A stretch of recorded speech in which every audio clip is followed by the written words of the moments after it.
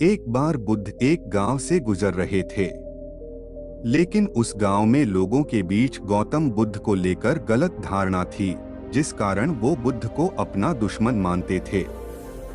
जब उस गांव में बुद्ध आए तो गांव वाले उन्हें बहुत भला बुरा कहने लगे और बदुआएं देने लगे, लेकिन इसके बावजूद भी बुद्ध गांव वालों की बात शांति से और मुस्कुराकर चुपचाप सुनते रहे।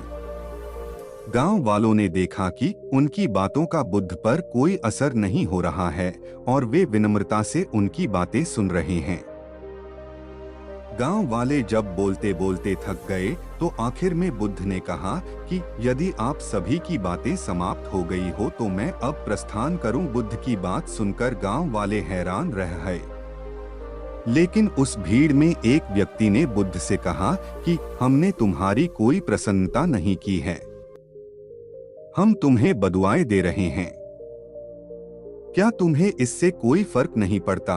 बुद्ध मुस्कुराते हुए बोले, जाओ, मैं आपकी गालियां या बद्दुओं को लेता ही नहीं। आपके द्वारा दी गई गालियों से भला मेरा क्या होगा? जब तक कि मैं आपकी गालियों को स्वीकार ही नहीं करता, इसका कोई परिणाम ही नहीं होगा। जानते हैं, कुछ दिन पहले एक व्यक्ति ने मुझे बहुत सारे उपहार दिए, लेकिन मैंने उसे लेने से मना कर दिया। जब मैं लूंगा ही नहीं तो कोई मुझे कैसे दे पाएगा? बुद्ध ने पूछा, बताइए, अगर मैंने उपहार नहीं लिया तो उपहार देने वाले व्यक्ति ने क्या किया होगा? भीड़ में से किसी ने कहा, व्यक्ति ने अपने उपहार को अपने पास रख लिया होगा।